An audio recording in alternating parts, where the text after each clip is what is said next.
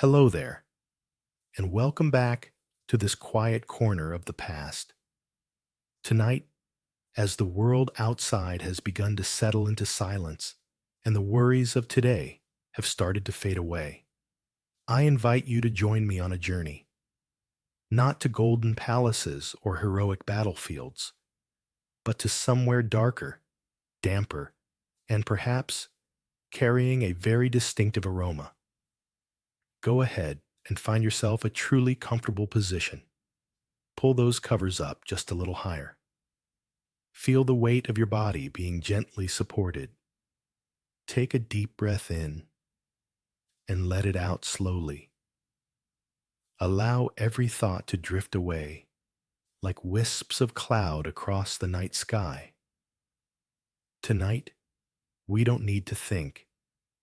We only need to listen and imagine. Our subject this evening is one of the most iconic and perhaps most misunderstood figures in history, the Plague Doctor, the image of a man in a long black robe, wearing that bizarre bird-like mask, standing silhouetted against the fog of a dying European city. It looks dramatic, terrifying, even kind of cool in a way. But as with so many things in history, the truth is usually less glamorous and far more, well, considerably worse. Tonight, we're going to peel back that mythical layer. We're going to discover together why becoming a medieval plague doctor was truly an awful experience.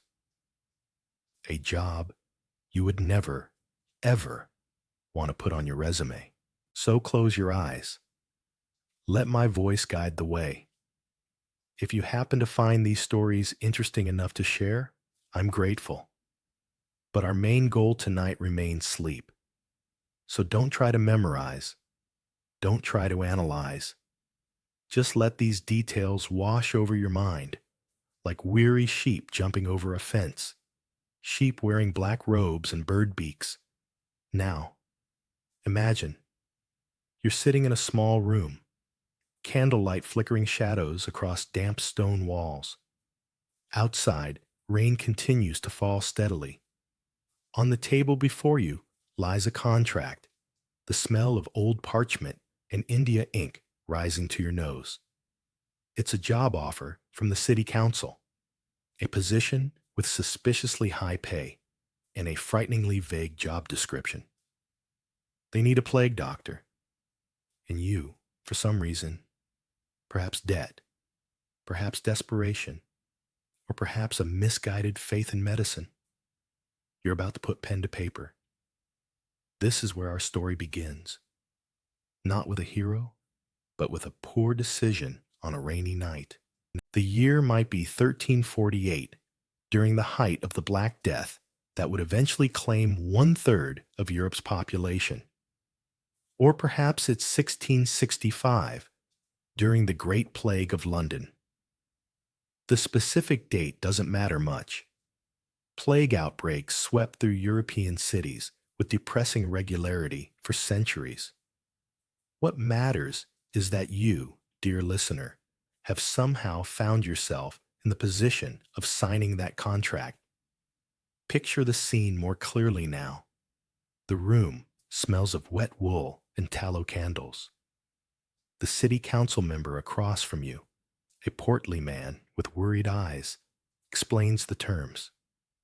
The pay is indeed generous, more than you might make in several normal years. But there's a reason for that generosity. The previous plague doctor, well, let's just say the position has recently become available. You see, here's what nobody tells you about this job in those romantic depictions you might have seen in movies or artwork. Being a plague doctor wasn't about dramatic poses in atmospheric fog. It wasn't about mysterious wisdom or arcane knowledge. It was about showing up to work every day knowing that you were fundamentally, spectacularly useless against an enemy you couldn't see, couldn't understand, and couldn't defeat. The contract in front of you is written in Latin but the city official helpfully translates the key points. You will be the sole medical practitioner assigned to plague cases. You will not be permitted to treat anyone else. You will live in designated housing, away from the general population.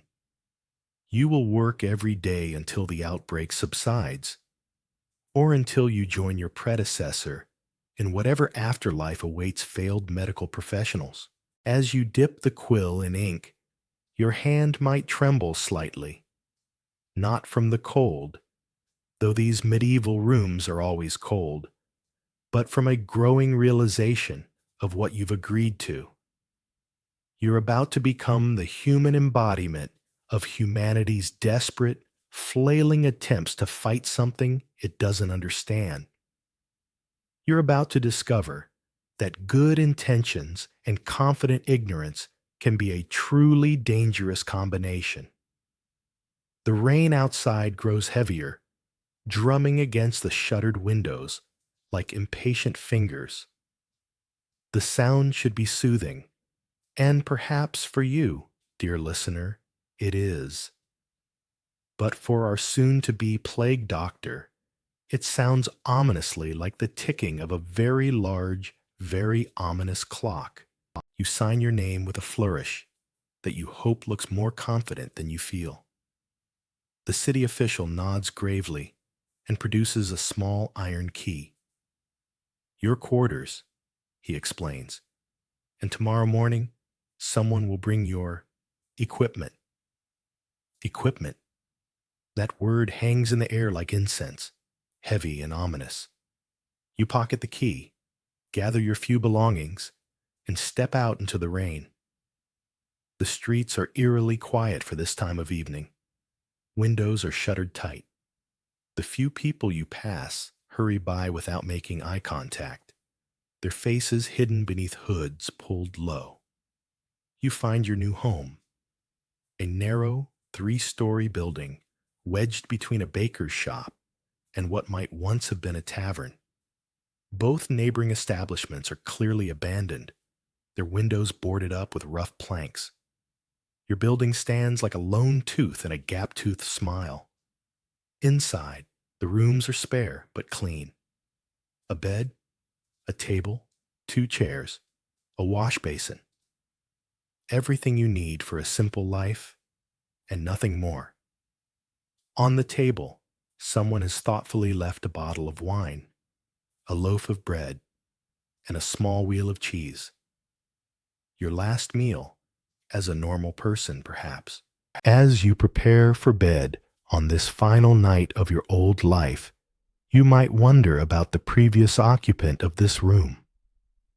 Did he sit in the same chair, looking out at the same narrow street?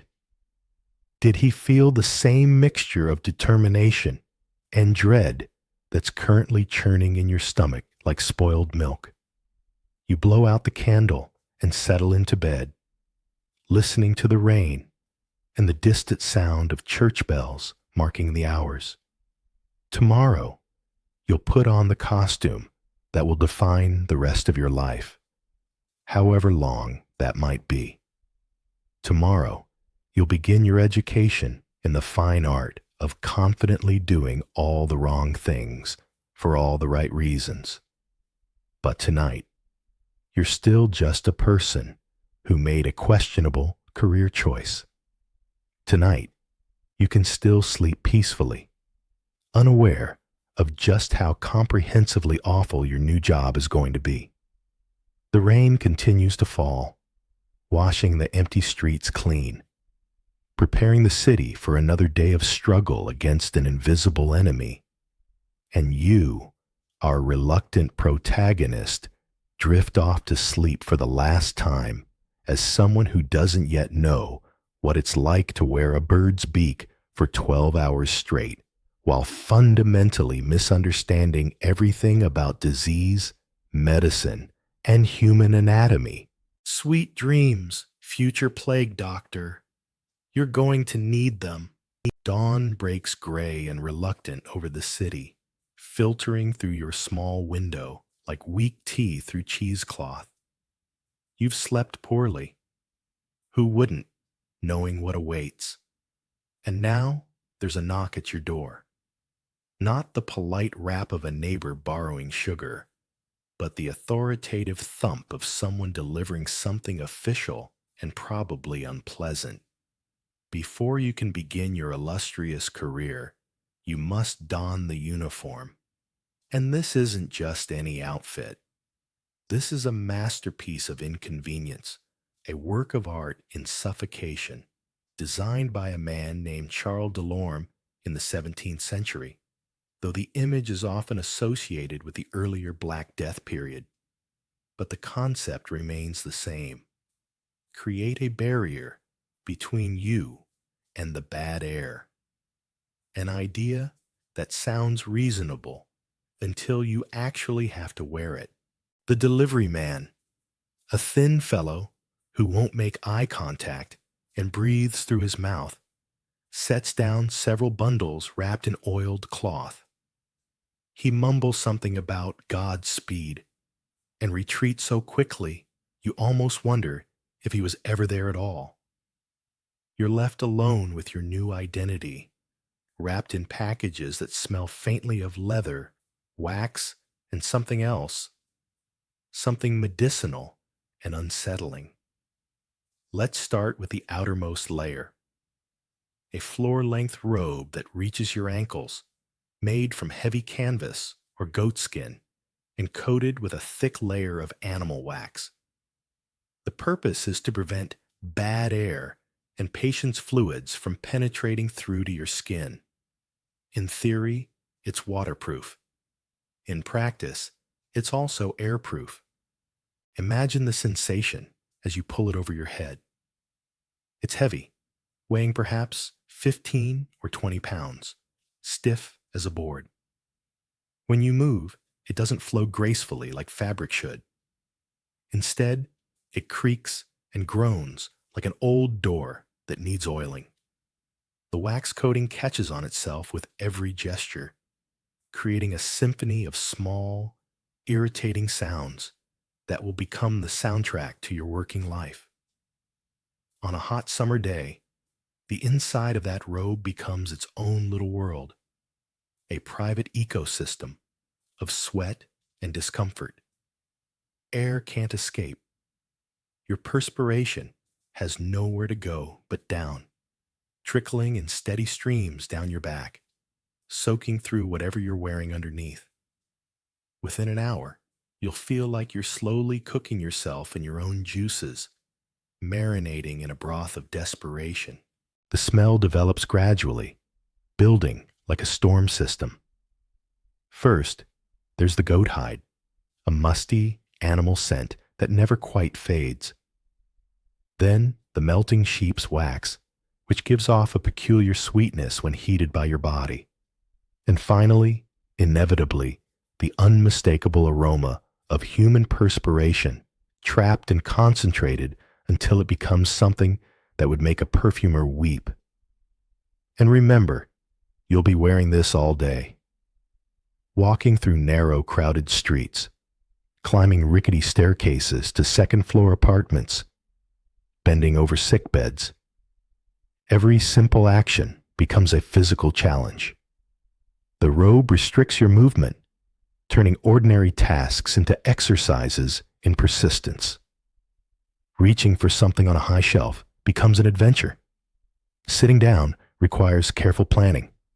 Standing up often requires assistance. The fabric, if you can call this stiff, waxy material fabric, doesn't breathe. It doesn't bend. It doesn't forgive. It simply exists, like armor made from discomfort, protecting you from external threats while slowly torturing you from within. You'll spend your days feeling like you're wrapped in a very expensive, very uncomfortable body bag. And now, the famous part. The bird-like mask that has haunted popular imagination for centuries. A sight that has sent countless children screaming to their mothers, though that wasn't its intended purpose. Merely a happy accident, you might say. The mask is designed with a very specific purpose, based on miasma theory, the belief that disease spreads through foul air or bad vapors. The long beak, stretching about 6 inches from your face, isn't meant to frighten children, though it accomplishes this admirably, but to serve as a compartment for aromatics. Picture yourself preparing to put it on. First, you must stuff the beak. And what goes into this stuffing?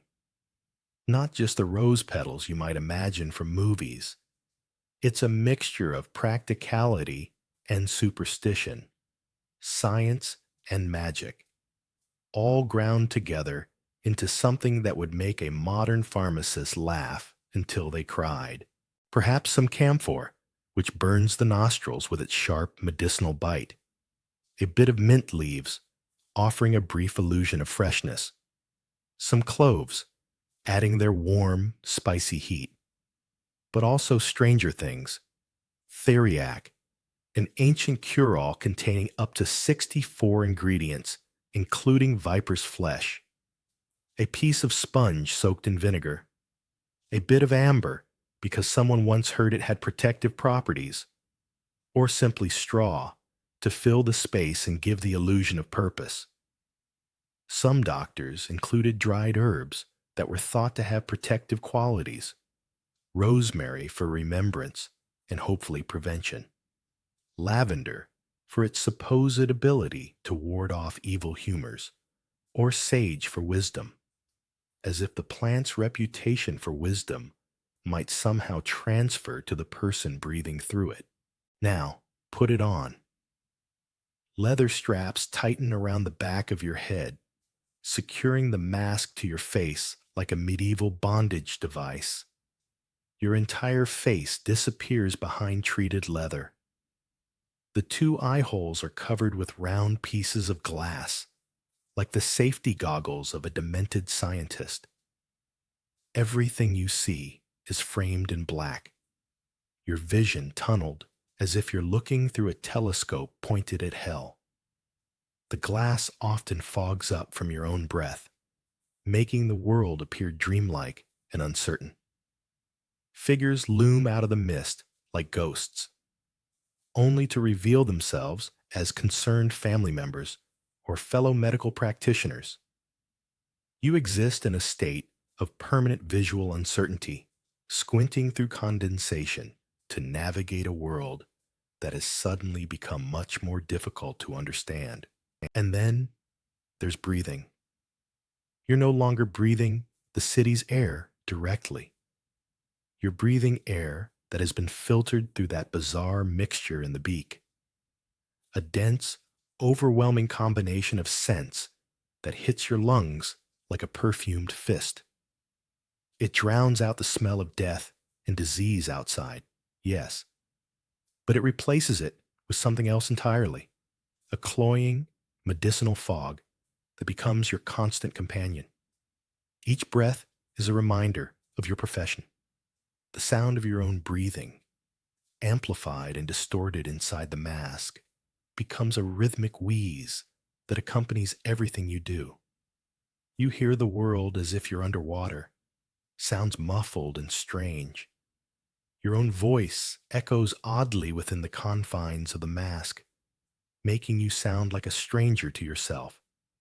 You become isolated within your own head, a traveler in a leather spacecraft, exploring a dying planet.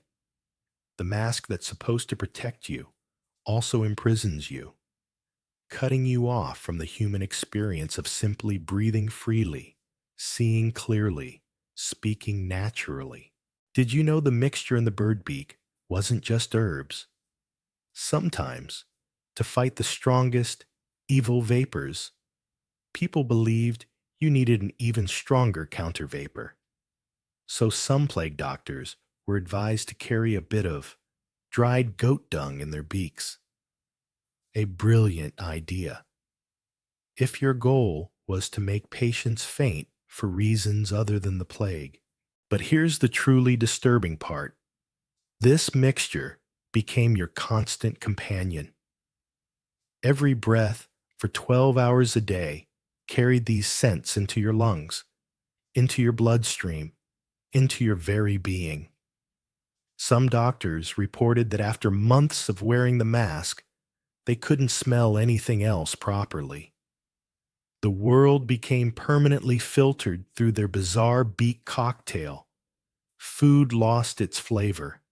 Flowers became meaningless. Even wine, that great comfort of medieval life, tasted like medicine. To perfect your appearance and ensure you're completely sealed, you need the other pieces.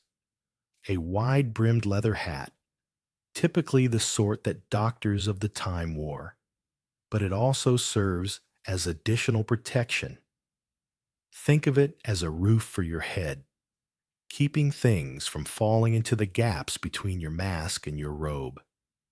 Then come the gloves, thick leather gauntlets that extend to your elbows, making you lose all sensation in your fingertips. Handling delicate instruments becomes an exercise in frustration. Feeling for a pulse through those gloves is like trying to thread a needle while wearing oven mitts. The simplest tasks, opening a small bottle, writing notes, even counting coins for payment, become monumentally difficult.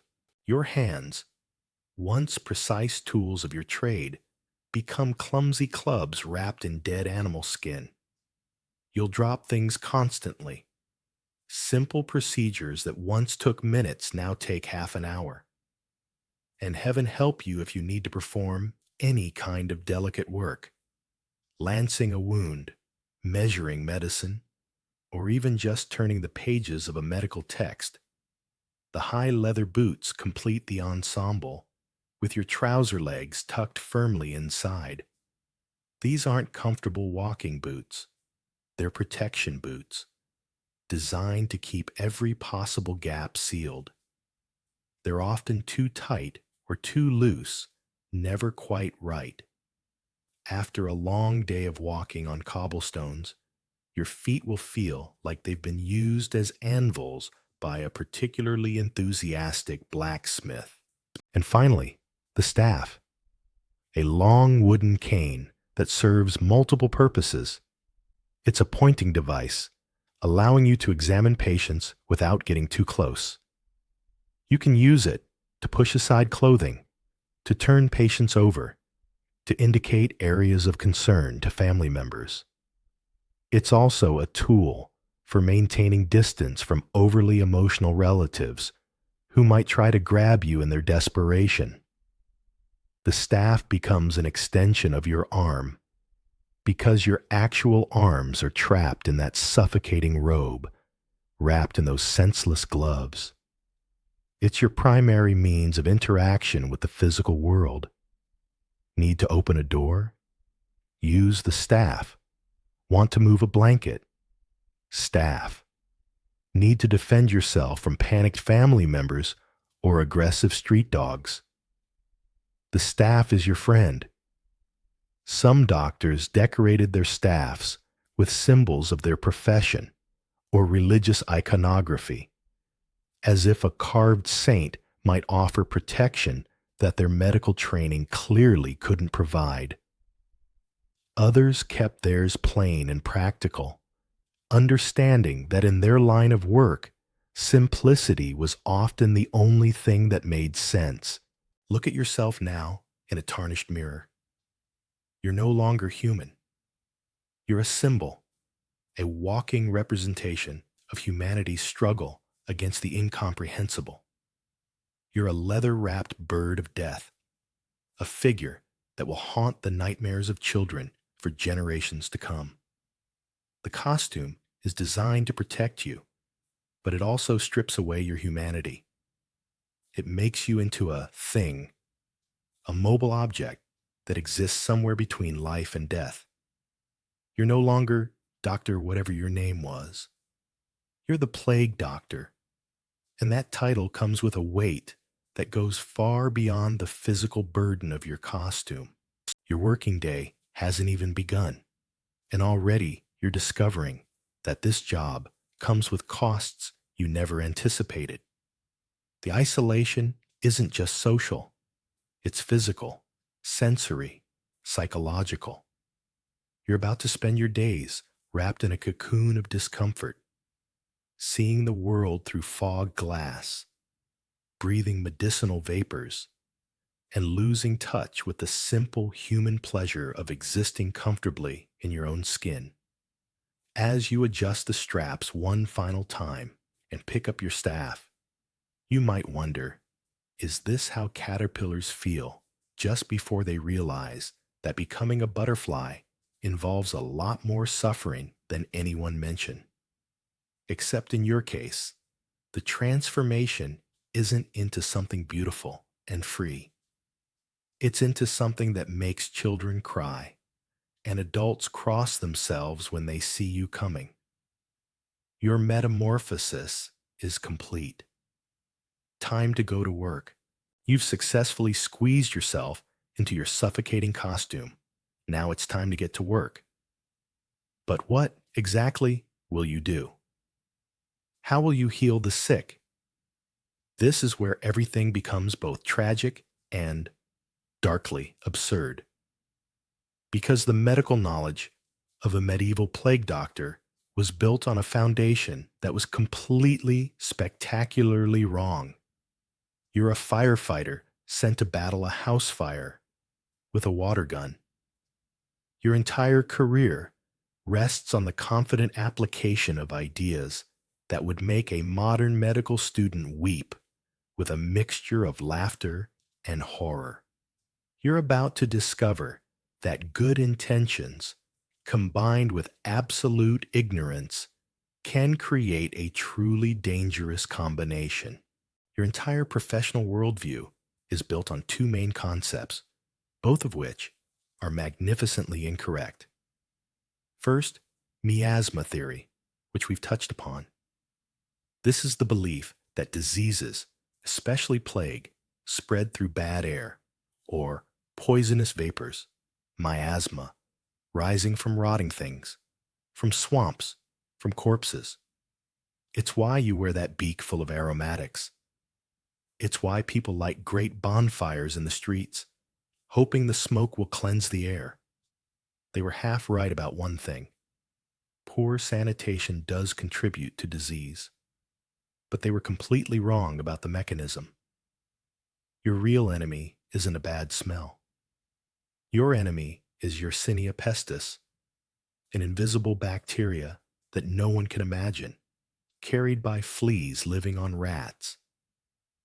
You're trying to fight a sniper army by shouting at fog. You're treating the symptoms' cousin's neighbor while the actual cause throws a party in the bloodstream, completely unnoticed. The irony is almost poetic. You'll spend hours crafting the perfect aromatic mixture for your beak, grinding herbs with the dedication of a master chef, while rats scurry past your feet, carrying the actual solution to the puzzle. The fleas on those rats hold more medical relevance than your entire education, but you'll never know it. You'll die thinking bad air killed you, when really it was the tiny passenger on the tiny pest you never thought to examine. Second is the theory of four humors, an ancient medical concept from Hippocrates that somehow managed to survive over 1,000 years without anyone questioning whether it might be, perhaps, complete nonsense. This theory holds that the human body contains four primary fluids: blood, phlegm, yellow bile, and black bile. A healthy person has these four humors in perfect balance. Disease occurs when one humor becomes excessive or deficient. Too much phlegm makes you catch cold. Too much black bile makes you melancholy. And plague? That's considered a severe imbalance, possibly from corrupted blood or an excess of it. Your entire treatment approach aims to restore this imaginary balance. You're not treating the actual cause.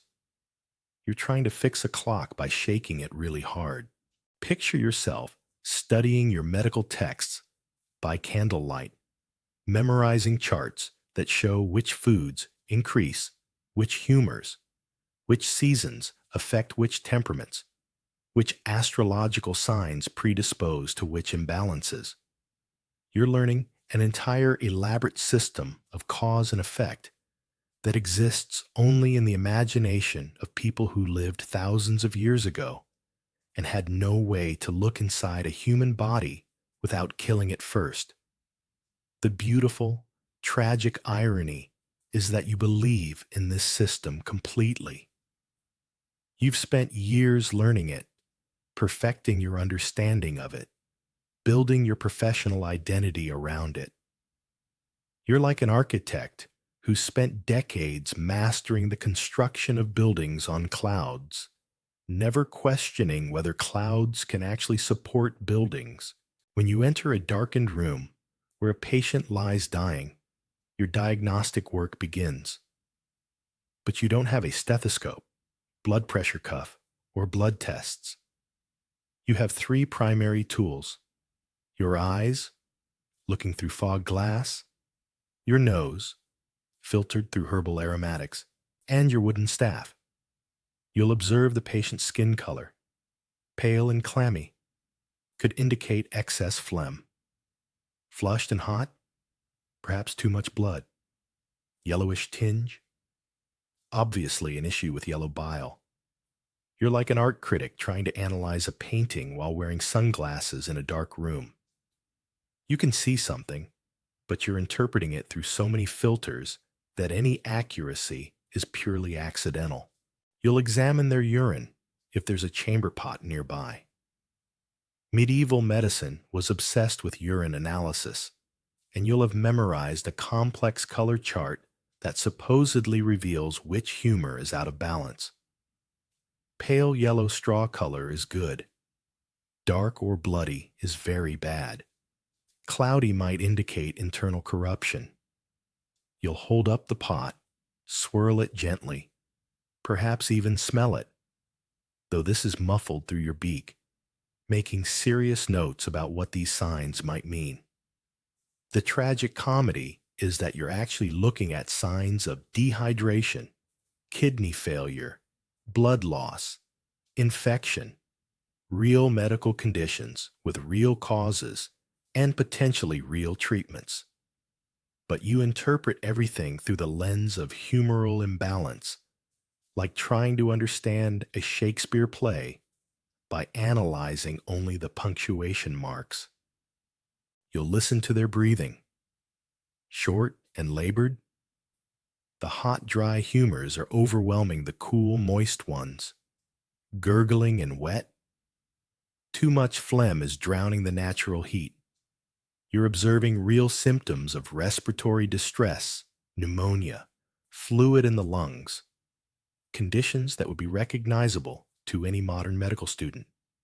But you understand them as evidence of an invisible battle between imaginary fluids. Most importantly, you'll search for the buboes, the swollen lymph nodes, usually in the armpits, groin, or neck, that are the hallmark of bubonic plague. These can grow as large as chicken eggs, progressing from red to purple to black. This is your clearest diagnostic sign, the one thing you can point to and say with confidence, yes, this is plague. You'll use your wooden staff to prod these swellings gently, watching the patient's reaction. The pain is excruciating. These are lymph nodes swollen with bacteria and pus, pressing against nerve endings like biological torture devices. But you interpret the patient's agony as evidence that the evil humors are trying to escape through these swellings.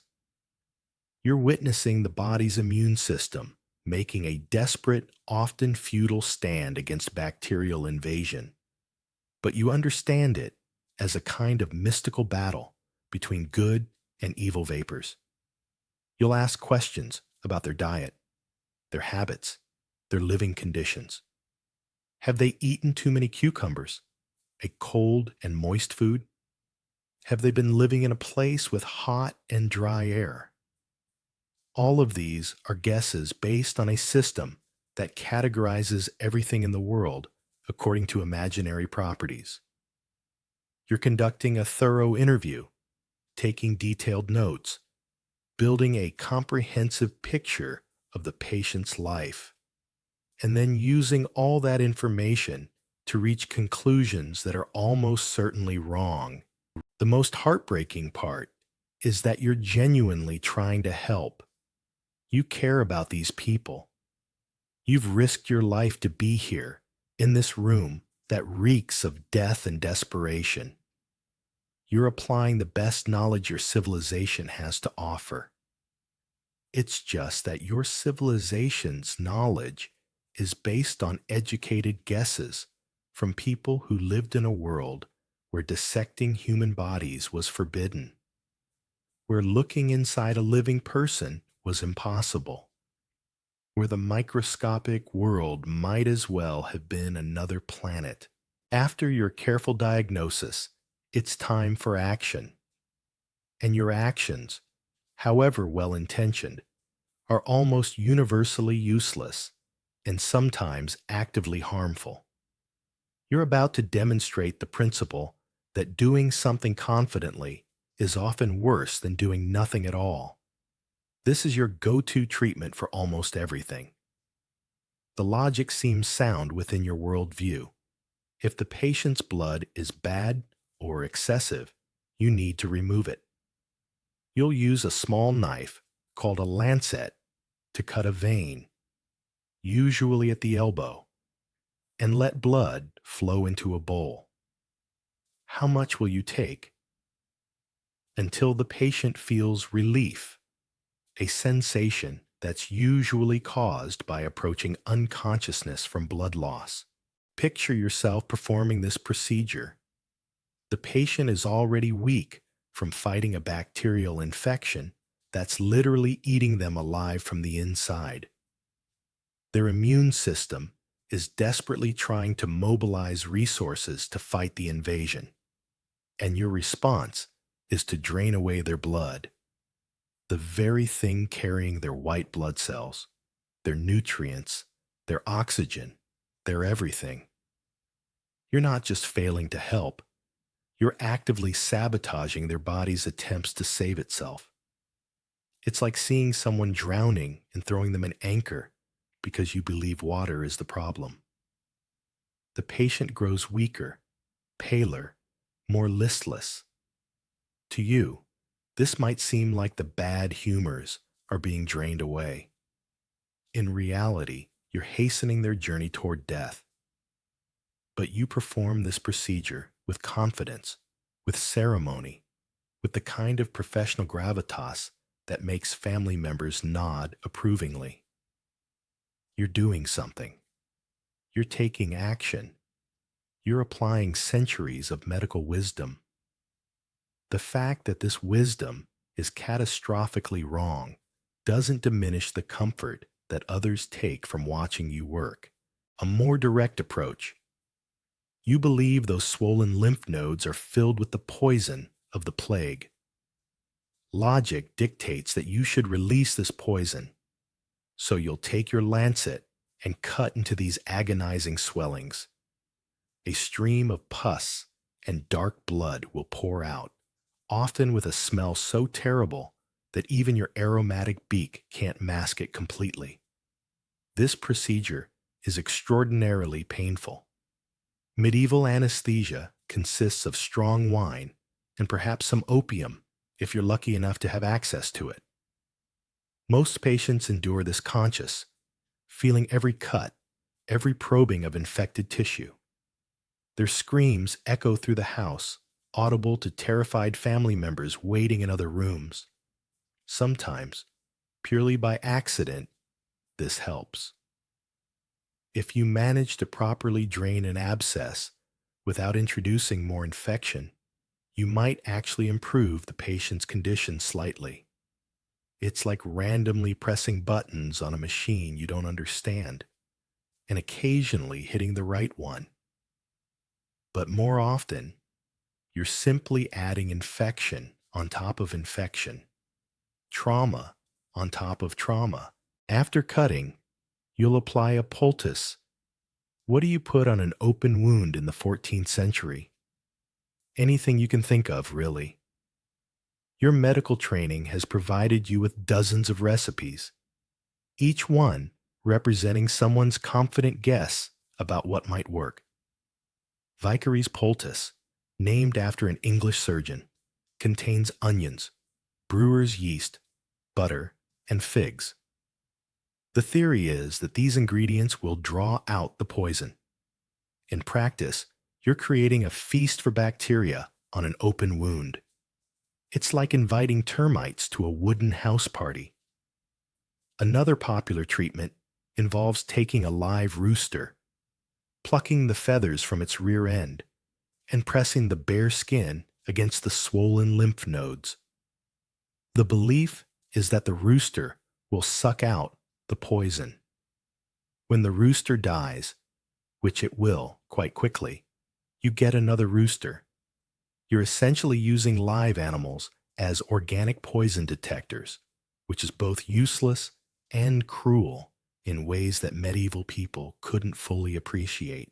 Some poultices contain ground pearls because pearls are beautiful and rare, so surely they must have healing properties. Others include gold leaf for similar magical thinking. You're applying economics to medicine. The more expensive the ingredient, the more powerful it must be. It's like believing that a Lamborghini makes a better ambulance than a regular vehicle simply because it costs more. You might prescribe wine mixed with ground unicorn horn, actually narwhal tusk, but nobody knows that. Unicorn horn is believed to neutralize any poison. So this seems like obvious treatment for a disease caused by poisonous vapors. You're charging desperate families enormous sums for glorified whale tooth, while their loved ones die of bacterial infection. For internal cleansing, you'll recommend powerful laxatives and emetics to purge the bad humors. Someone fighting for their life against a systemic infection needs to conserve every ounce of strength and fluid they have. Your response is to make them vomit and defecate uncontrollably. You're treating dehydration with more dehydration, weakness with more weakness. One of the strangest recorded treatments involved dried toads. Doctors would place a dried toad on the swollen lymph nodes. The toad was supposed to absorb the poison, swell up, and eventually burst. Then you'd get another dried toad. This procedure reveals both the desperation of the time and the blending of medicine with folk magic. It wasn't just useless. It demonstrated a worldview where nature could be controlled through bizarre rituals that made sense only if you believed in sympathetic magic. The toad treatment is particularly revealing because it shows how medieval medicine blended with supernatural thinking. The idea wasn't just that the toad would physically absorb poison. It was that the toad, being and creature associated with dampness and earth, would naturally attract the moist, earthly humors that were causing the disease. You're not just treating symptoms. You're performing a kind of alchemical ritual, trying to manipulate invisible forces through symbolic actions. Some patients are advised to smell strong odors, including feces, to combat the evil vapors with even stronger vapors. The logic is that if bad air causes disease, really bad air might overwhelm the disease-causing air and cancel it out. You're essentially recommending that sick people huff sewage as medical treatment. Others are told to live in sewers because the air there is already so bad that it can't get worse. This advice occasionally works, not because of any medical logic, but because sewers are often cooler and more humid than other places, which might provide slight comfort to fever victims. You're accidentally prescribing primitive air conditioning while thinking you're manipulating mystical vapors. Throughout all of this, you maintain complete professional confidence. You speak in Latin when possible, because Latin sounds authoritative and medical. You reference ancient texts, quote Greek physicians, mention your years of study. You're performing medicine theater, a complex drama where everyone believes they're participating in cutting-edge healthcare while actually enacting elaborate superstitions. As days pass, you begin to notice a pattern. Patient after patient succumbs despite your best efforts. Sometimes they die during treatment. Sometimes they linger for days before fading away. Occasionally, someone recovers, but you can never quite determine why your treatment worked for them and not for others. The truly devastating part isn't just that your treatments don't work. It's that you have no way of knowing why they don't work. You lack the conceptual framework to understand bacteria, immune systems, antibiotics, or any of the actual mechanisms involved in infection and recovery. When someone dies, you blame an imbalance of humors. When someone recovers, you credit your treatment. You're trapped in a feedback loop of false correlation, forever confirming your wrong beliefs with misinterpreted evidence. Deep in your mind, behind the professional confidence and the medical terminology, a cold doubt begins to grow. You see the fear in family members' eyes when you arrive. You notice that your presence often seems to precede death rather than prevent it. You're starting to suspect that you might be a very well-dressed harbinger of doom rather than a healer. But you can't voice these doubts. You're the expert. You're the one with years of medical training. People are paying you, trusting you, depending on you to have answers. Admitting ignorance would be professional suicide and would rob people of their only source of hope, however false that hope might be. So you continue, day after day, applying the wrong treatments for the wrong reasons to people who would probably have a better chance of survival if you just made them comfortable and left them alone. You're practicing medicine in the worst possible way, with complete confidence in completely wrong ideas. You're holding an empty bucket, trying to drain an ocean of suffering, convinced that if you just dip and pour fast enough, you'll eventually make a difference. The tragedy isn't that you're failing. It's that you have no way of knowing you're failing, no way of learning from your failures, and no way of doing anything significantly better. This is the true horror of your situation. Not just that you're useless, but that you're confidently, professionally, expensively useless. You're a highly trained specialist in the application of wrongness, and every day you become more skilled at being catastrophically incorrect. Tomorrow will bring more patients, more desperate families, more opportunities to demonstrate the full scope of your well-intentioned incompetence. And you'll approach each case with the same professional confidence, the same arsenal of useless treatments, the same unshakable faith in a medical system that understands disease about as well as a blind person understands color. The saddest part?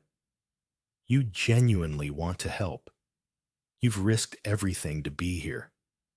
You care deeply about your patients. You're applying the best knowledge your civilization has to offer. It's just that your civilization's best knowledge is magnificently, tragically, completely wrong. You've seen how terrible your daily work is, but the horror doesn't stop when you leave the sickbed. It follows you into the streets, into your home, into the very core of your existence. Because becoming a plague doctor isn't just a profession, it's a sentence of social exile that transforms you into a walking symbol of everything people fear most. The isolation begins the moment you sign that contract and continues well, until you either survive the plague or become one of its casualties. Either way, your days as a normal member of society are over. You've traded your humanity for a job that nobody wants, serving a community that will simultaneously depend on you and despise you. Let's revisit that contract you signed on that rain-soaked night. You weren't just accepting employment. You were essentially selling yourself into a very particular kind of servitude. You're not a private physician who can choose patients and set schedules.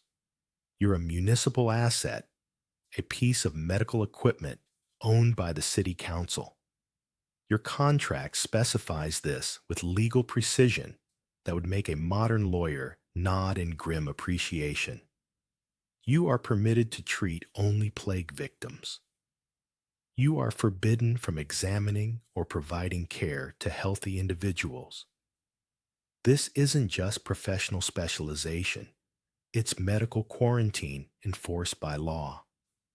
The city believes that by limiting your contact to those already diseased, they can prevent you from spreading the contagion to the uninfected. Of course, they're wrong about how disease spreads, but that doesn't make their restrictions any less real or any less isolating. You've become a medical untouchable, allowed to minister only to the dying and the damned. The financial arrangements are equally binding. Yes, your salary is generous, sometimes spectacularly so. But it comes with strings attached that would strangle an octopus. Payment is often delayed, sometimes for months. City councils in plague-stricken areas have a tendency to run out of money, what with all the dying taxpayers and collapsing commerce. You might work for weeks, treating hundreds of patients only to discover that the city treasury has been depleted by emergency measures, funeral costs, and the general economic catastrophe that accompanies mass death. Some plague doctors never see their full payment. They die before the outbreak ends, leaving their debts and promises unfulfilled. Others survive, only to find that the grateful city council has mysteriously forgotten about those generous salary agreements once the immediate crisis passes. You're working on commission for commissioners who might not survive to pay you. But the most crushing aspect of your contract is the isolation clause. When not actively treating patients, you must remain in designated housing, living in self-imposed exile. You're forbidden from visiting taverns, markets, churches, or any place where healthy people gather. Some contracts explicitly prohibit you from leaving the city without special permission. You've become a prisoner in the place you're trying to save. Your living quarters are typically provided by the city, usually a house whose previous occupants have died or fled. Think about that for a moment. You're sleeping in beds where plague victims may have spent their final nights. You're eating at tables where families held their last meals together. You're surrounded by the possessions of the dead and the departed, living among ghosts, both literal and metaphorical. The house itself becomes part of your isolation. It's marked, either officially or unofficially, as a plague doctor's residence. No casual visitors drop by. No neighbors invite you for dinner. No children play in your garden. You exist in a bubble of professional loneliness, surrounded by the tools and symbols of your trade, cut off from the normal rhythms of human community. Even your mail, if you receive any, goes through special handling. Letters are fumigated, held for days, sometimes burned entirely if the sender is unknown. You're not just physically isolated, you're informationally quarantined, cut off from news, gossip, and the social connections that make life bearable. Picture yourself walking home after a long day of professional failure. You've removed your costume, but its shadow remains attached to your reputation like a supernatural parasite. As you move through the streets, an eerie quiet follows in your wake. This isn't the comfortable silence of evening settling over a peaceful town. This is the tense, watchful silence of a community holding its breath. People don't greet you.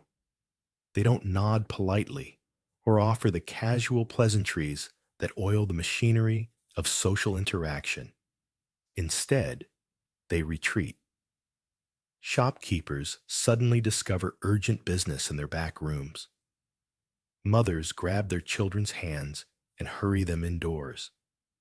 Windows slam shut with a finality that sounds like coffin lids closing. To them, you're not a healer making house calls. You're a harbinger, an omen, a walking reminder that death is working overtime in their city.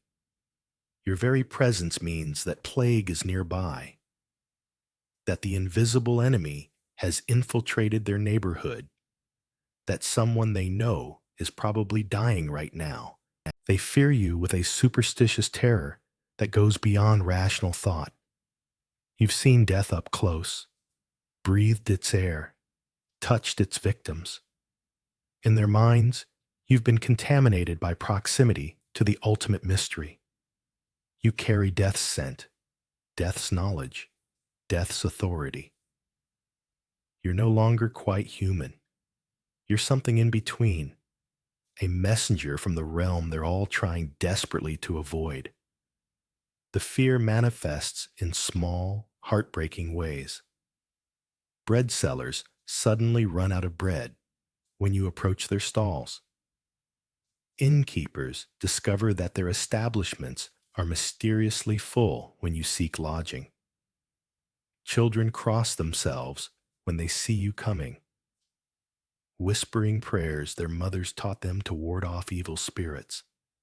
Even animals seem to sense something different about you. Dogs bark more aggressively. Horses shy away when you pass. Cats, those mysterious judges of human character, regard you with the kind of suspicious distance they usually reserve for thunderstorms and aggressive strangers. The isolation is psychological as much as physical. You're surrounded by thousands of people, but you might as well be the last person on earth. Every interaction is filtered through fear. Every conversation stilted by the knowledge of what you do for a living. You can't discuss the weather without people wondering if you think the atmospheric conditions are contributing to the spread of disease. You can't comment on someone's appearance without them worrying that you've detected symptoms they haven't noticed yet. Historical records tell of plague doctors who became so desperate for human companionship that they violated their quarantine orders just to have a normal conversation. When caught, they faced severe punishment, fines, imprisonment, sometimes exile from the city entirely. But some considered it worth the risk just to feel human again for an hour. In Venice, one plague doctor was actually kidnapped and held for ransom, which shows that despite being feared and avoided, their work was considered essential enough that the city would pay to get them back. The kidnapping incident reveals something profound about the contradiction of your position. You're simultaneously essential and expendable, valuable and reviled, necessary and unwanted. The same people who cross the street to avoid you will also pay a king's ransom to retrieve you when you're gone. You're like a fire. Everyone wants you contained and controlled, but everyone also recognizes that they might desperately need you when disaster strikes. This contradiction weighs on your mind during the quiet hours. You know that your presence brings comfort to some, the families of the sick who are grateful that someone, anyone, is trying to help their loved ones. But you also know that your presence terrifies everyone else, that you've become a walking reminder of mortality in a world that prefers to pretend death is optional. Even within the medical community, such as it is, you occupy the lowest rung of a very shaky ladder. The real doctors, the established physicians with prestigious practices and wealthy clients, have long since fled the city. They departed at the first rumors of plague, retreating to safe country estates where they can practice medicine on people who aren't dying of infectious diseases. Who stays behind to fill the plague doctor position? Usually, it's someone who doesn't have better options. The medical profession's desperate and ambitious. It's failures and outsiders. It's gamblers and misfits.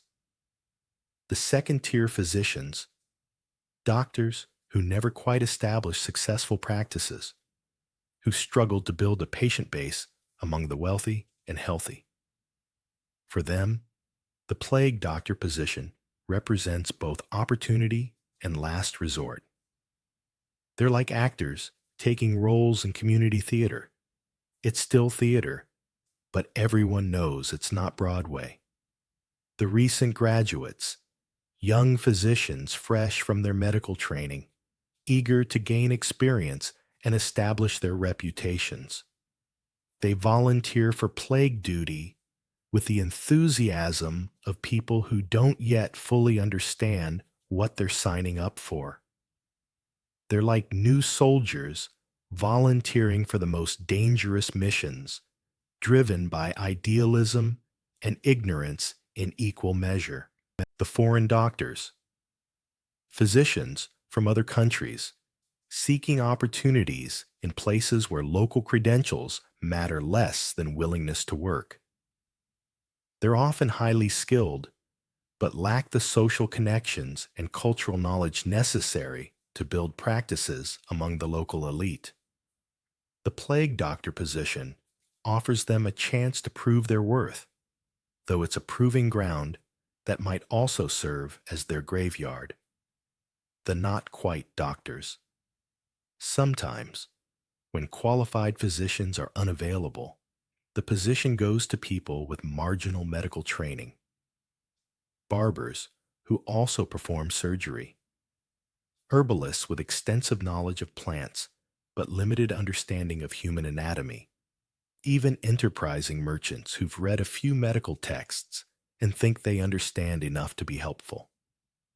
They're like medical understudies, thrust into starring roles they're not quite prepared for. This means that established physicians view you with a mixture of condescension and contempt. To them, you're either a failure, if you're a trained doctor who couldn't make it in regular practice, or a fraud, if you're not properly trained at all. You're doing the work they won't touch, in a specialty they don't respect, for patients they've abandoned. When the plague finally ends and normal medical practice resumes, you'll find that your experience counts for little in the eyes of your supposed colleagues. You haven't been practicing real medicine. You've been doing emergency triage in impossible conditions. You've gained experience with a disease that proper doctors prefer to avoid. You've developed skills that no one wants to acknowledge exist. It's like being a wartime medic who returns to civilian life only to discover that battlefield medicine doesn't translate into peacetime respectability. You've seen more death, treated more desperate cases, and made more life or death decisions than doctors with decades of comfortable practice.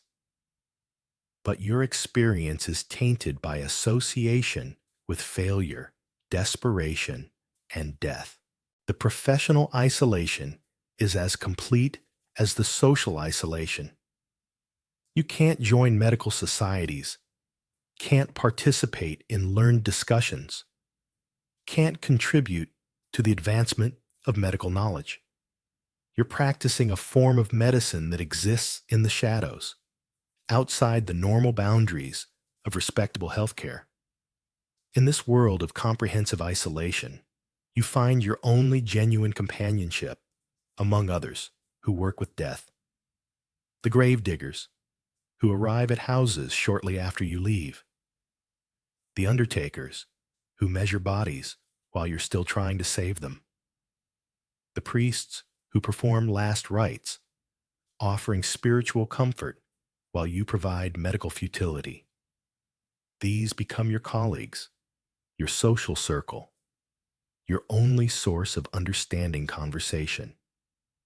You share a gallows humor, born of daily exposure to humanity's mortality.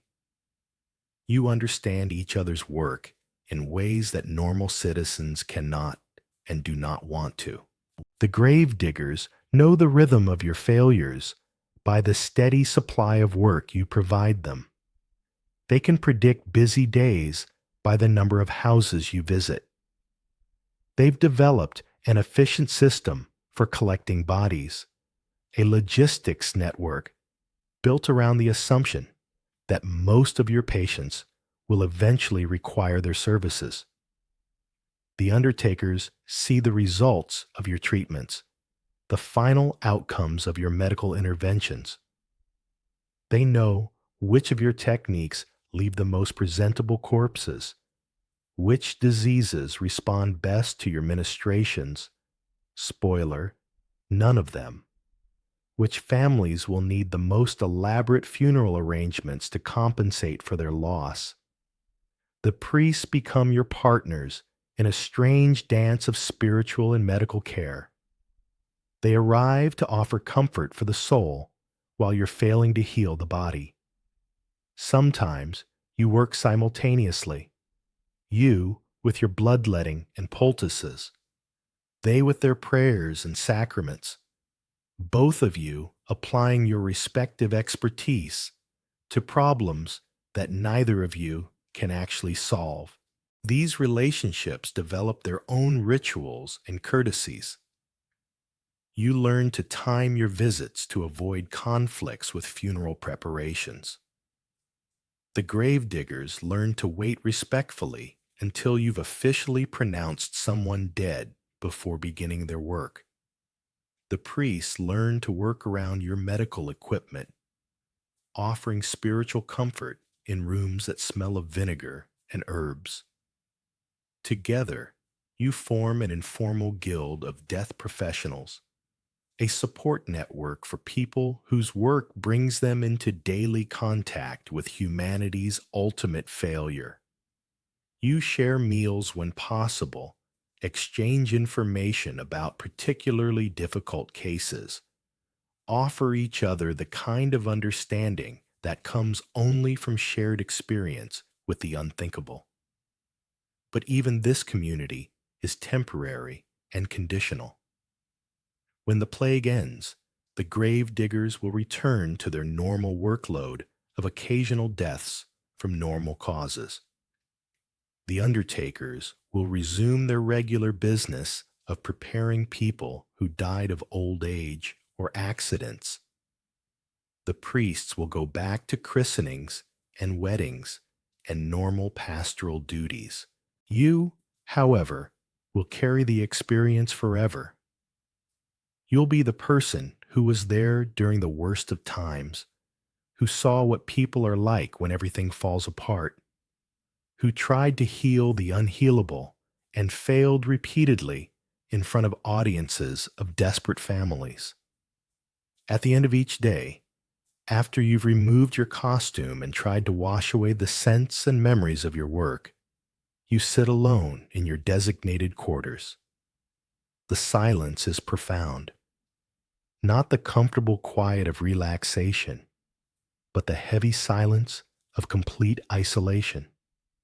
There are no casual conversations to look forward to, no friends dropping by for an evening drink, no family gatherings or social events. Your entertainment is whatever books you might have brought with you, whatever thoughts you can bear to think alone in the darkness. You write letters that may never be delivered to people who may not want to receive them.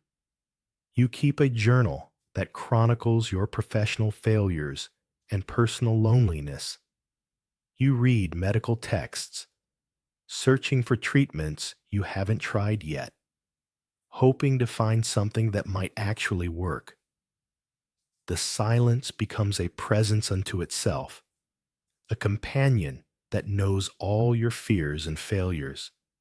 You become intimately familiar with the sounds of your own breathing, your own heartbeat, the creaking of floorboards under your restless pacing. You learn to distinguish between the silence of emptiness and the silence of death, between the quiet of solitude and the hush of abandonment. Sometimes, in the deepest part of the night, you question everything. You wonder whether your treatments are actually harming people more than helping them.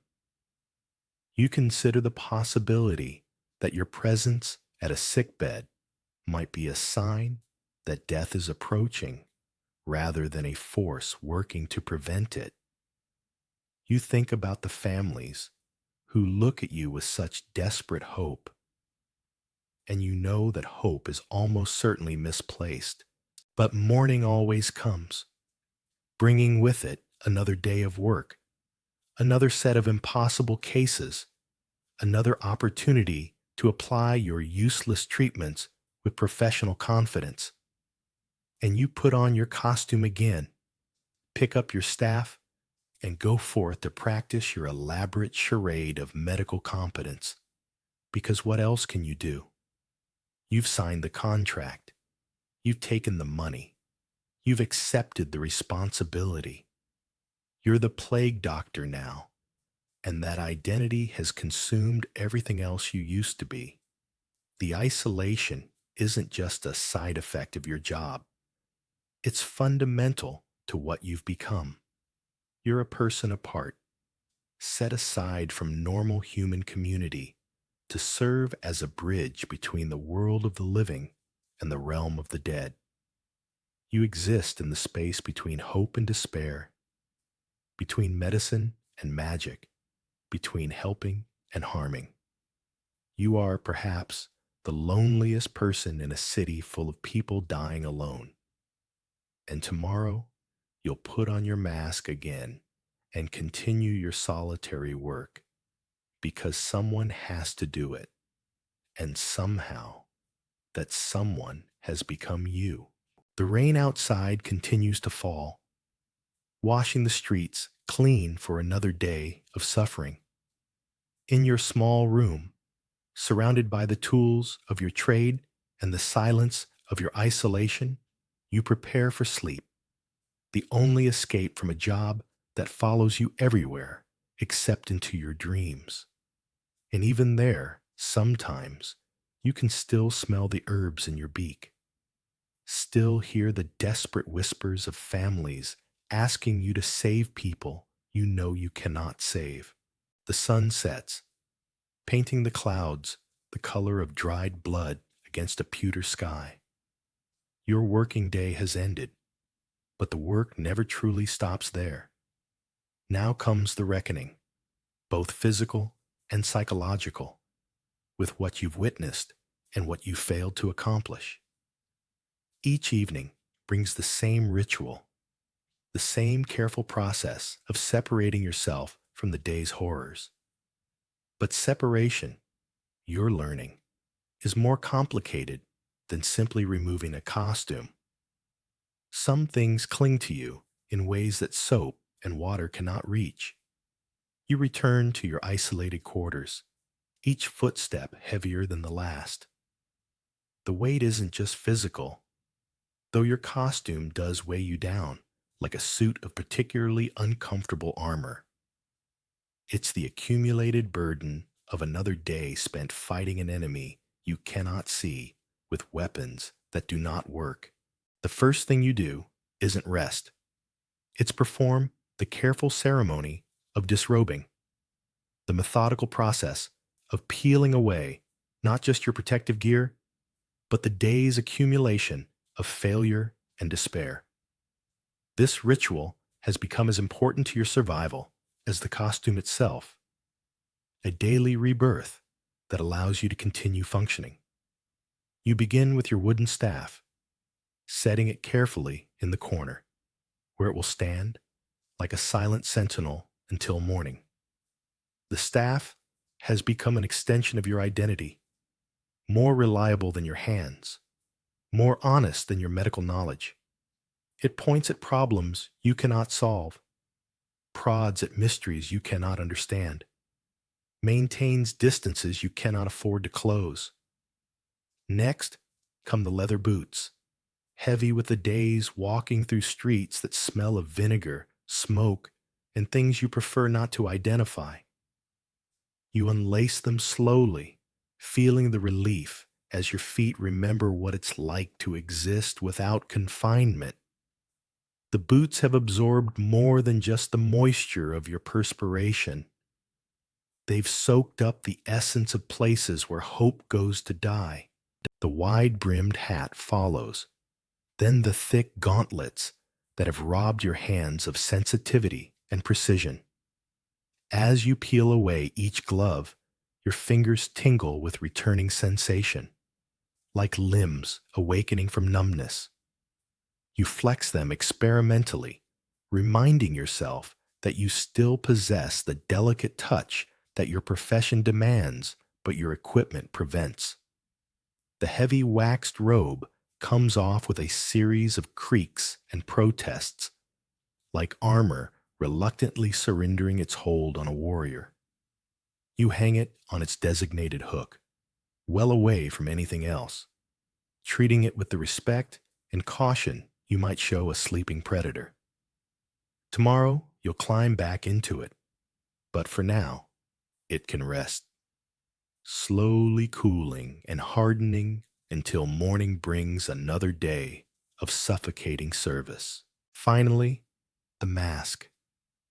The moment you remove it, the world rushes in with startling intensity. Fresh air, or at least air that's fresher than what you've been breathing through herbs and vinegar, fills your lungs. Sounds lose their muffled quality, becoming sharp and immediate. Your vision expands beyond the tunnel created by those round glass eyepieces, and suddenly you can see the world in its full scope again. It's like emerging from underwater after diving too deep, or stepping out of a cave into daylight. The contrast is so dramatic that it takes a moment for your senses to adjust, to remember how to process unfiltered reality. Your first unmasked breath is always the deepest, drawn with a desperate gratitude that you try not to examine too closely. You wash your hands and face with vinegar or rose water, whatever antiseptic you have available. The ritual is partly practical and partly psychological, an attempt to cleanse away not just the physical contamination of your work, but the spiritual weight of what you've witnessed. You scrub with more force than necessary, as if you could wash away memories along with the day's accumulation of sweat and fear. Your face in the basin's reflection looks older than it did this morning. The work ages you in ways that go beyond simple time passing.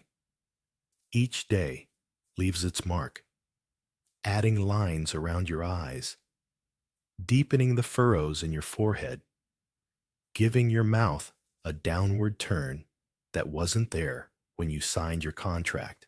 You change into clean clothes, simple garments that remind you of who you used to be before you became a walking symbol of medical futility. The clean linen feels impossibly soft against skin that has spent hours wrapped in leather and canvas. For a few moments, you can almost remember what it felt like to dress for pleasure rather than protection, to choose clothes based on comfort rather than their ability to create a barrier between you and death. Now comes the most difficult part of your evening routine, the mental decontamination that's far more complex than the physical process you've just completed. You sit down to a simple meal, perhaps bread and cheese, maybe a bit of wine if you can afford it, or if the city has provided it. But eating has become a mechanical process, fuel for a body that must continue working rather than the pleasure it once was.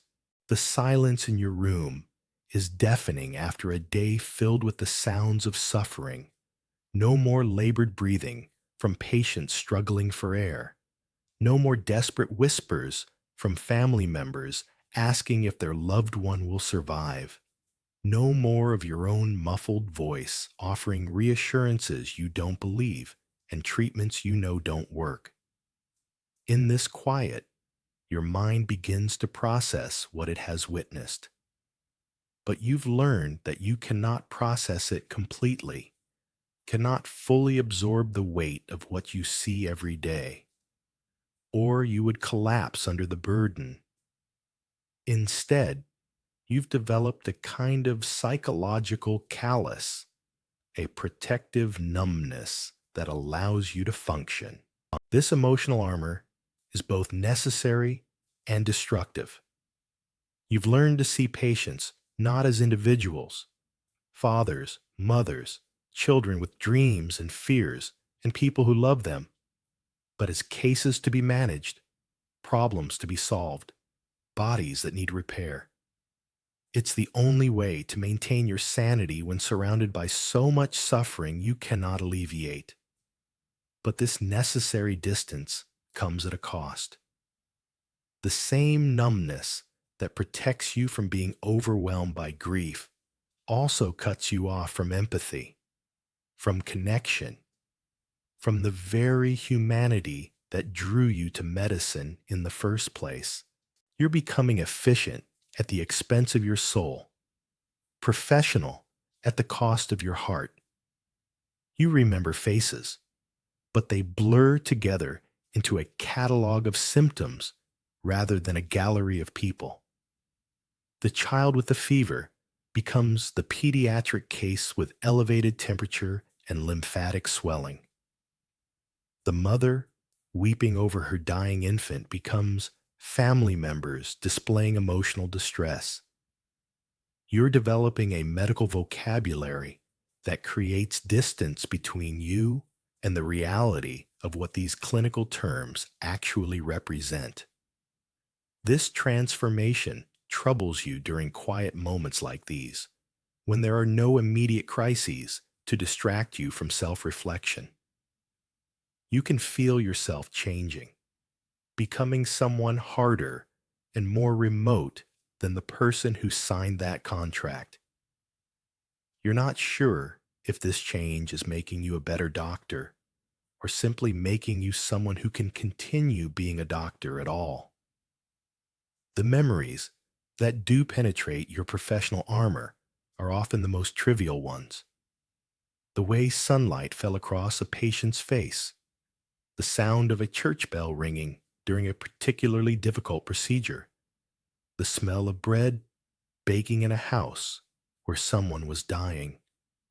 These small human details slip past your defenses precisely because they're not medical, not professional, not something you can categorize and file away.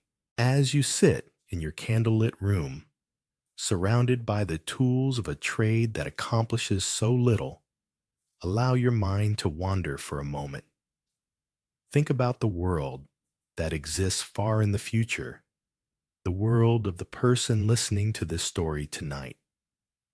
Imagine a world where people complain about waiting too long for a doctor's appointment, where the greatest medical inconvenience might be sitting in a bright, clean waiting room for an hour past your scheduled time.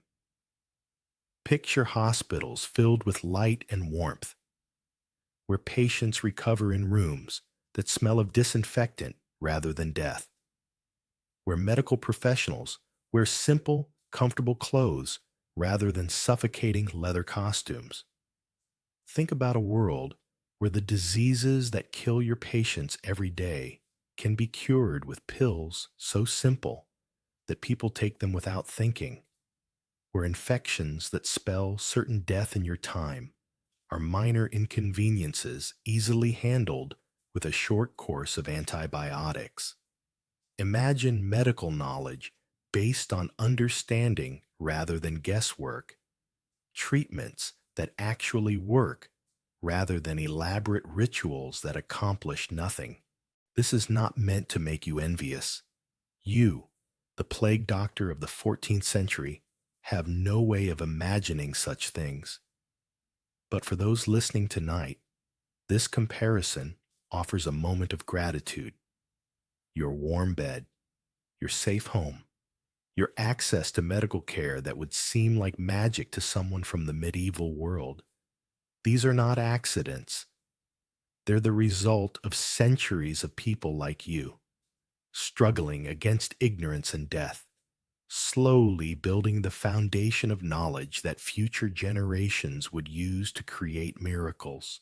Your failure is not personal. You're not failing because you're incompetent or uncaring.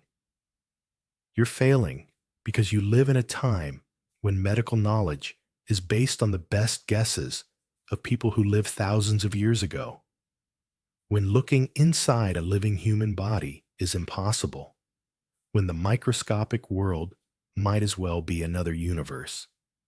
Every prayer you say over a dying patient, every treatment you attempt despite knowing it probably won't work, every moment you spend trying to comfort families facing loss, these aren't wasted efforts. They're part of a long, slow process of human beings refusing to accept death as inevitable, continuing to fight even when they don't understand what they're fighting or how to win. The person listening to this story lives in a world built on the accumulated efforts of countless plague doctors, barber surgeons, herbalists, and medical practitioners who worked with tools that didn't work and knowledge that was wrong, but who never stopped trying. Your suffering, your isolation, your daily failures are part of a larger story that eventually leads to genuine healing, real understanding, actual cures. But you, sitting in your candlelit room in the 14th century, cannot know this. You can only hope that your efforts matter somehow, that your willingness to stand between the living and the dead serves some purpose beyond the immediate and usually unsuccessful attempt to save individual lives. As the candle burns lower, casting shifting shadows on your walls, you confront the central tragedy of your professional life. Nothing you do makes a significant difference. Patient after patient succumbs to the plague despite your best efforts, your most confident treatments, your most dedicated care. This isn't the normal medical challenge of difficult cases or occasional losses. This is systematic, comprehensive failure. You're practicing medicine in a context where success is so rare that it feels like accident rather than achievement. When someone recovers, you can never be sure whether it was because of your treatment or in spite of it. The psychological toll of this constant failure is enormous. In other professions, incompetence becomes obvious quickly and can be corrected or abandoned. But in your situation, the line between competence and incompetence is impossible to draw. Everyone is failing. The disease wins almost every battle. Your failures are not personal shortcomings, but professional inevitabilities. Yet you must continue to project confidence, to speak with authority, to make decisions as if you know what you're doing. Families look to you for expertise you don't possess, for hope you cannot honestly provide, for miracles you cannot perform. You're trapped in a performance of medical competence while knowing that your entire profession is built on misconceptions and wishful thinking. This creates a peculiar kind of loneliness that goes beyond social isolation. You're epistemologically alone, alone in your knowledge that what you're doing doesn't work, alone in your understanding that medicine as you've learned it is fundamentally flawed, alone in your growing suspicion that you might be doing more harm than good. But you cannot voice these doubts. Admitting your ignorance would rob people of their only source of hope, however false that hope might be. Questioning the foundations of medical knowledge would undermine the entire system that society depends on to fight disease. You're carrying not just the weight of your own failures, but the responsibility for maintaining an illusion that gives comfort to others. Some nights, you lie awake calculating how many people have died under your care, how many families have paid you to watch their loved ones slip away, how many times you've promised recovery that never came. The numbers are staggering, a ledger of failure that would break the spirit of someone in almost any other profession. But you continue because someone must. Because the alternative to ineffective medical care is no medical care at all. Because hope, even false hope, sometimes provides comfort that has value independent of medical outcomes. Because the act of trying, even when trying accomplishes nothing, affirms something important about human nature and human values. The candle gutters and dies, leaving you in darkness, relieved only by whatever moonlight filters through your small window. Tomorrow will bring more patients, more desperate families, more opportunities to demonstrate the full scope of your well-intentioned incompetence. You prepare for bed, knowing that sleep will bring temporary escape from the weight of your responsibilities, but also knowing that morning will return you to the same cycle of donning your costume, picking up your staff, and going forth to practice medicine that doesn't work on people who desperately need it to work. Your dreams, when they come, are often filled with the faces of patients you couldn't save, the sounds of families mourning losses you couldn't prevent, the weight of expectations you couldn't meet. Sometimes you dream of miracle cures that work perfectly, of patients rising from their deathbeds to embrace their families, of being welcomed as a genuine healer rather than feared as a harbinger of doom.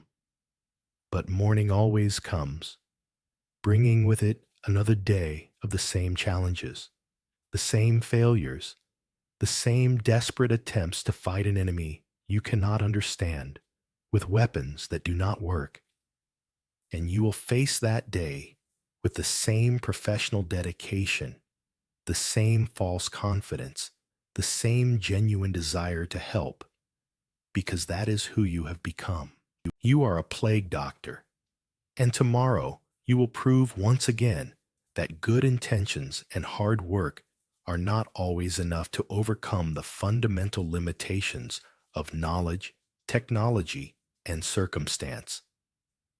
but you will try anyway, because trying is what humans do when faced with the impossible. The rain outside has stopped, leaving behind a silence that feels like the world holding its breath. In a few hours, you'll put on your mask again and return to your work, carrying with you the accumulated weight of every patient you failed to save and every family you failed to comfort. But for now, you sleep. And in sleep, you find the only escape from a job that defines you completely while defeating you daily.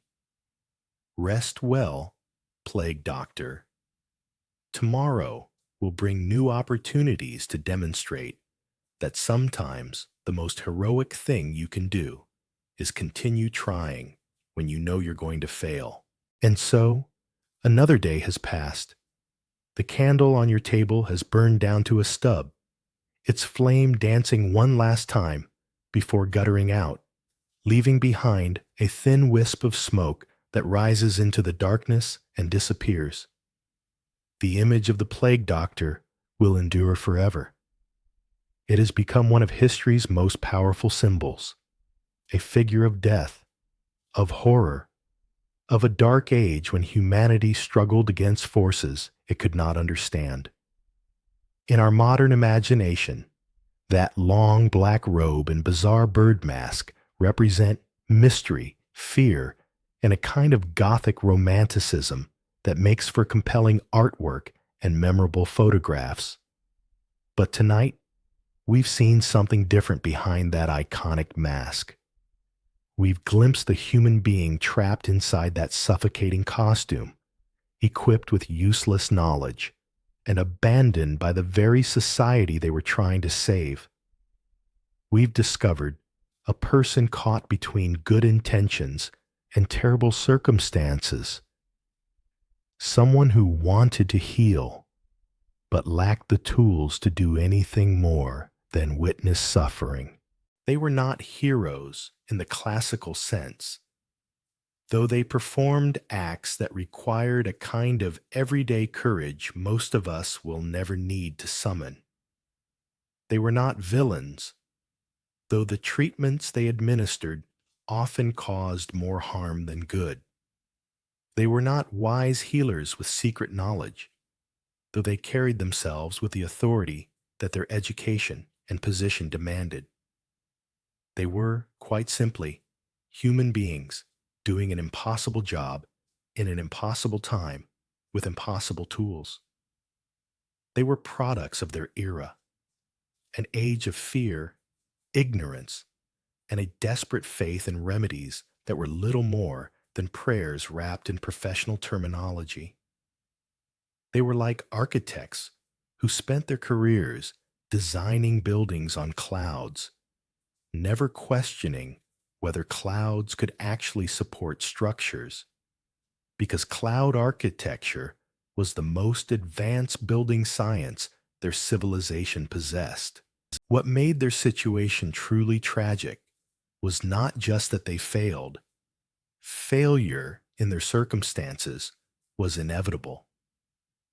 What made it tragic was that they had no way of knowing they were failing, no framework for understanding why their treatments didn't work, no concept of the microscopic world where their real enemies lived and multiplied.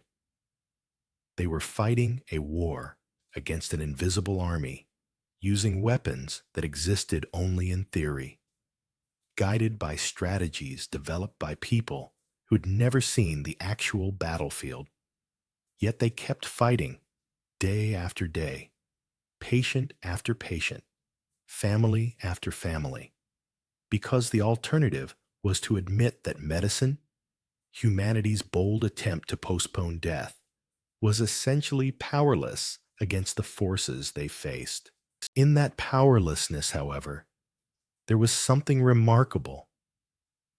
These plague doctors represented humanity's refusal to accept the incomprehensible passively.